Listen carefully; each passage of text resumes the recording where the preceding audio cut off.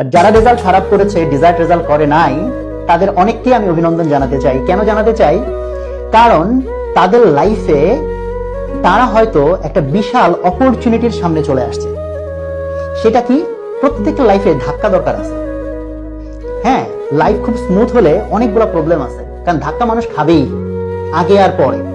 So এটা better যে যত আগে ধাক্কা খায়।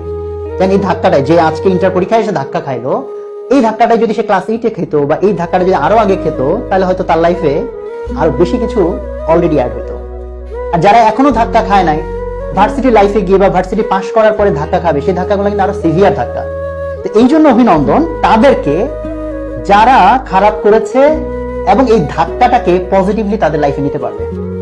এবং এই ধাক্কার কিন্তু অনেক মাহাত্ম্য আছে। হ্যাঁ, অনেক অনেক মাহাত্ম্য আছে এই ধাক্কার পজিটিভ দিক, যদি তারা পজিটিভলি এটাকে ইউজ করতে। কারণ লাইফের এটা একটা অনেক বড় তারা এক্সপেরিয়েন্সের জায়গায় আসছে, অনেক বড় একটা রিয়েলিটি ফেস করার জায়গায় আসছে। এতদিন যেসব ফ্রেন্ডরা তাদেরকে পাত্তা দিত, তার মধ্যে অনেক ফ্রেন্ড হয়তো তাদের সাথে এখন ঠিক মতো কথা বলবে না, বাবা মা তাদের খোঁচাবে, ফ্যামিলি তাদের মানে মেম্বারসরা খোঁচাবে, এসে খোঁচাবে। এই যে লাইফের একটা হিউজ রিয়েলিটির সামনে তারা পড়তেছে, এইটাকে যারা পজিটিভলি নিয়ে এটাকে ফেস করতে শিখবে, তারা রেজাল্ট ভালো করাদের চেয়ে বেশি কিছু গেইন করবে লাইফে। কারণ যে কোনো স্ট্রাগল মানুষকে ম্যাচিউর করে। এই জন্য তাদেরকে অভিনন্দন যে তারা এই সুযোগটার সামনে দাঁড়ায় আছে। আর রেজাল্ট ভালো করাদের মধ্যে থেকে কাদেরকে আমি অভিনন্দন জানাতে চাই না, আর রেজাল্ট খারাপ করাদের মধ্যে থেকে কাদেরকে আবার আমি অভিনন্দন জানাতে চাই না। এটা অ্যাকচুয়ালি আমার আজকে ডিমোটিভেশন সেমিনারের মূল উপপাদ্য, মানে ডিমোটিভেশন শব্দটাকে আমি এই জন্য চুজ করছি। আর আমি আমার লেকচারের লাস্টের দিকে গিয়ে আমি তোমাদের তথ্যভিত্তিক, যে এখন নিশ্চয়ই অনেকে ডাইলেমাতে আসো, ভাই পয়েন্ট আসে নাই, আমি কি করবো, এই করবো, তো আমি আজকে বেশ কিছু স্ট্যাটিস্টিক্স নিয়ে বসছি, ক্যামেরাতে হয়তো দেখা যাচ্ছে, তো এগুলোকে ভিত্তি করে আমি সেখানে কিছু মানে প্র্যাকটিক্যাল কিছু গাইডলাইন দেওয়ার ট্রাই করবো। রেজাল্ট যারা ভালো করছো তাদের মধ্যে কারা কারা আমার অভিনন্দন ডিজার্ভ করো না, সেটা হচ্ছে যারা এই রেজাল্টটাই ডিজার্ভ করো না। তোমাদের মধ্যে লট মেজরিটি স্টুডেন্টস আছে। আজকে আমার এই কথাগুলো অনেক খারাপ শোনা যাইতে পারে, অনেকে আমার উপর রাগ করতে পারো, কিছু আসে যায় না, বাট আমার যেটা বলা উচিত আমি সেটা বলবো। তোমাদের মধ্যে একটা লট মেজরিটি স্টুডেন্ট আছে যারা জিপিএ 5 পাইছে, বাট জিপিএ 5 ডিজার্ভ করে না। এইটা এবছর তোমার আমাদের এভারেজ জিপিএ 5 কত পার্সেন্টেজ আসছে, মানে সংখ্যায় কমে গেছে, বাট স্টিল দেন তো অনেক হাজার। যেহেতু আমি ঠিক মতো পেপার করি না, আমার বাসায় পেপার রাখা হয় না, যে কারণে আমি এত স্ট্যাটিস্টিক্স ভালো মতো বলতে পারবো না। আজকে সকালবেলা জাস্ট আপার বাসায় একটু পেপার অল্প সময়ের জন্য দেখছি, তো ডিটেলসে যেহেতু পড়ি নাই, এত স্ট্যাটিস্টিক্স আমি জানি না, বাট এইটুকু জানি যে রেজাল্ট অন্যান্য বারের চেয়ে যথেষ্ট খারাপ হয়েছে, পাস কমে গেছে, জিপিএ 5 কমে গেছে। জিপিএ 5 কমে যাওয়ার পরও যতজন জিপিএ 5 পাইছে, তারা কি সবাই জিপিএ 5 ডিজার্ভ করে কিনা? আমার অ্যান্সার হচ্ছে স্ট্রেইট ওয়েতে না। তাদের লট মেজরিটি জিপিএ 5 ডিজার্ভ করে না। তো তাদেরকে আমি একটু ডিমোটিভেট করতে চাই। তুমি যদি শর্টকাটে জিপিএ 5 পেয়ে থাকো, এবং আমি কিভাবে বললাম যে তারা আসলে জিপিএ 5 ডিজার্ভ করে না, আমার কোথায়, প্রমাণ কোথায়, এভিডেন্স কোথায়? এভিডেন্স অনেকগুলো আছে, হাতের মধ্যে আমার একটা এভিডেন্স আছে। উদ্ভাসে যে আমরা এক্সামগুলো নিই, সেই এক্সামগুলোতে কত পার্সেন্ট স্টুডেন্ট কত পার্সেন্ট নাম্বার পাচ্ছে, সেই ডাটা তো আমার কাছে আছে। পেপার আমি ঠিক মতো না পারি, সেই সব ডাটা তো আমার কাছে আছে। তাহলে আমার এখানে এভারেজ মার্কস আমার হাতে আছে, উইকলি 1 2 3 4 5 উইকলি মার্কস আছে। এভারেজ মার্কস, তোমাদের পাওয়া এভারেজ মার্কস 50% এর নিচে। 300 মার্কসের পরীক্ষায় 50% কত? 150।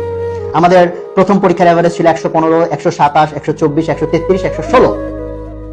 তোমরা কিন্তু এভারেজে 50% মার্কস পাচ্ছ না। তোমরা বলতে পারো, ভাইয়া উদ্ভাসের পরীক্ষা তো এটা ভর্তি পরীক্ষার প্রশ্ন, এটা অনেক কঠিন, বাট ইন্টার তো এত কঠিন না। But still then there is a correlation, কারণ আমাদের এখানকার প্রশ্ন কিসের উপর বেস করে হচ্ছে? তোমার ইন্টারের পরীক্ষার ইন্টারের নলেজের উপর বেস করে, এবং এমন আহামরি কঠিন কোনো প্রশ্ন হচ্ছে না। তুমি ট্রুলি এটাকে ইনভেস্টিগেট করে দেখো, এমন আহামরি লেভেলের কোনো পরীক্ষা হচ্ছে না। So huge number of student pass mark পাচ্ছে না, হোয়ারএজ আমি জানি তাদের অনেকে জিপিএ 5 পাইছে।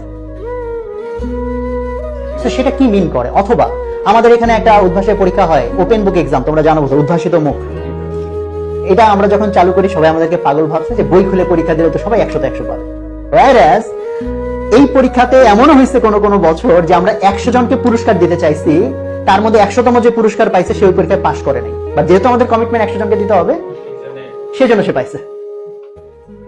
সেটা একটা কনসেপ্ট যাচাইয়ের পরীক্ষা ছিল। ফলে 80% মার্কস যে ডিজার্ভ করে, তাকে কি আমি এই প্রশ্ন করতে পারি কিনা যে তোমার কনসেপ্টটা ক্লিয়ার থাকার কথা কিনা?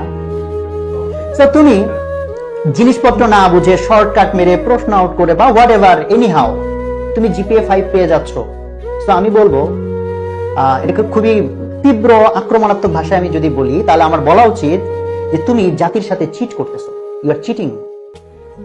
কারণ যে জিপিএ 5 পাইছে, তাহলে বাংলাদেশের স্ট্যান্ডার্ডে সে হচ্ছে কি best student of the country.